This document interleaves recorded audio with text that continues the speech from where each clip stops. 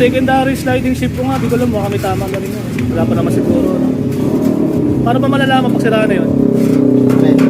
Secondary. Anong mararamdaman mo pag sira na yun? Alin? Secondary sliding shift, yung nandiyan sa loob niyan, yun, sa loob ito. Yung may mga guide pin. Yun nga yun, guide yun.